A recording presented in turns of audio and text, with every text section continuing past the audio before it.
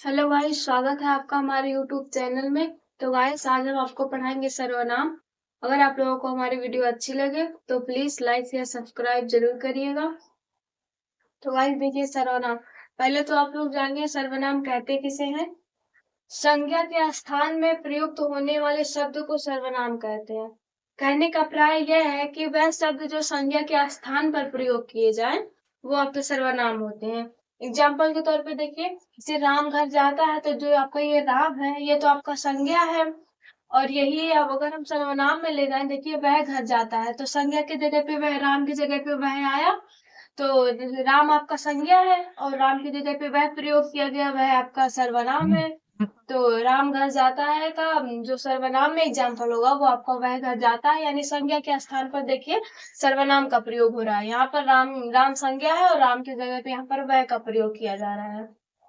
और अब बात करते हैं सर्वनाम के प्रकार। तो सर्वनाम कितने प्रकार के होते हैं? तो सर्वनाम आपके 6 प्रकार के होते हैं। पुरुषवाचक सर्वनाम, निश्चयवाचक सर्वनाम और अनिश्चयवाचक सर्वनाम और संबंधवाचक सर्वनाम, प्रश्नवाचक सर्वनाम और निजवाचक सर्वनाम। ये 6 आपके सर्वनाम के प्रकार हैं।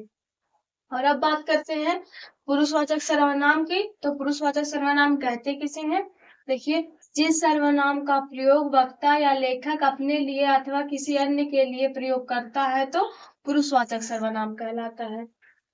कहने का प्राय यह है कि वह सर्वनाम जो लेखक या वक्ता, मतलब जो बोलने वाला होता है या लिखने वाला होता है, जिस शब्द का प्रयोग मतलब अपने लिए करता है अथवा अन्य के लिए करता है, वहां पर आपका पुरुषवाचक सर्वनाम होता है।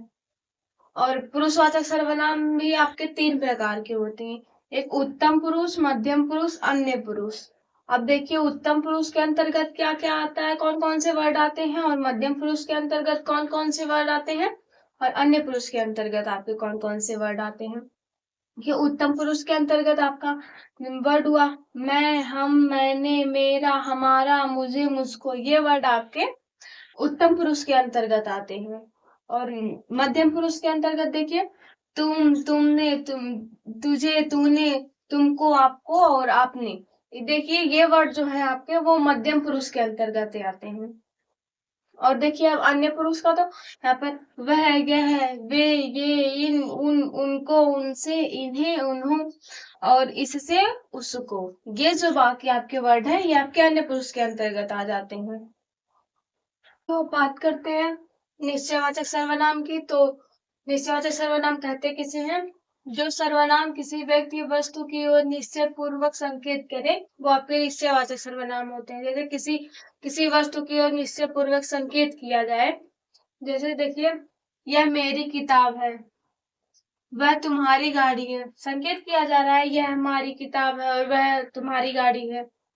और आप लोग पहले जानिए कि मतलब आप लोग पहचानेंगे कैसे कि ये निश्चयवाचक सर्वनाम का वाक्य है। तो उसमें आपका यह और वह, वे, ये वर्ड आपको दिखाई देंगे।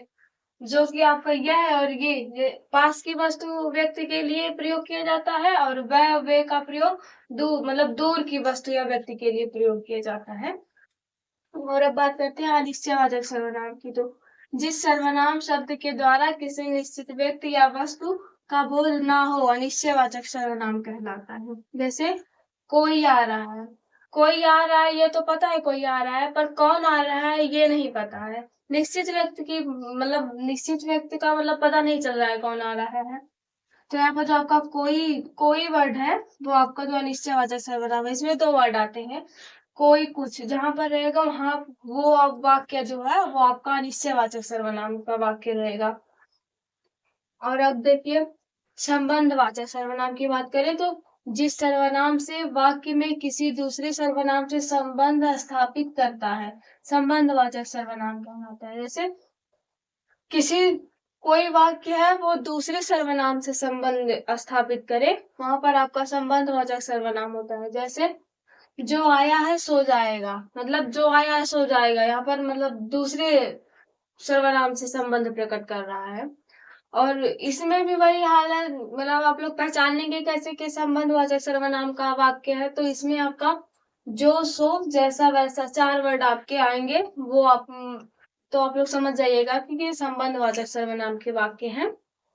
और अब देखिए प्रश्नवाचक सर्वनाम, तो जो सर्वनाम शब्द संज्ञा के स्थान पर तो आते ही हैं किंतु वाक्य को प्रश्नवाचक भी बनाते हैं, वो आपके प्रश्नवाचक वाक्य कहलाते हैं। जैसे कौन आता है, जो आपका ये कौन है, ये आपका प्रश्नवाचक वर्ड है, जो इस मतलब इस अनुवाद में आ गया है। कौन आता है, यहाँ संज्ञा के स्थान पर आया ना, कौन आता है मतलब। और ये इसमें भी दो वर्ड आपके होते हैं, जैसे कौन क्या। तो आप लोग यहाँ पर देखिए कौन का प्रयोग कहाँ करते हैं और क्या का प्रयोग कहाँ करते हैं, कौन किसके लिए करते हैं। कौन का प्रयोग हम व्यक्ति के लिए करते हैं और क्या का प्रयोग हम वस्तु के लिए, मतलब वस्तु का बोध कराने के लिए, वहां पर हम आपका क्या का प्रयोग करेंगे। और जब वहां जहां पर व्यक्ति का बोध कराना हो वहां पर आपका कौन का प्रयोग करेंगे वहां पर। और निजवाचक सर्वनाम में देखिए जहां अपने लिए आप शब्द, अपना शब्द अथवा अपने आप शब्द का प्रयोग करते हो वह निजवाचक सर्वनाम कहलाता है आपका। इसमें भी एक वर्ड आता है आप, देखिए जैसे यहाँ पर यह काम मैं आप ही कर लूंगा, यहाँ पर आप आया है बीच में ना, ये आपके ये निजवाचक सर्वनाम का वाक्य आप पहचान लेंगे ना, जहां पर आप आएगा वहां पर आप निजवाचक सर्वनाम रहेगा। तो गाइस ये रही हमारी वीडियो, अगर आप लोगों को अच्छी लगी हो तो प्लीज लाइक शेयर सब्सक्राइब करिएगा और कमेंट करके जरूर बताइएगा कि हमारी वीडियो कैसी थी। धन्यवाद।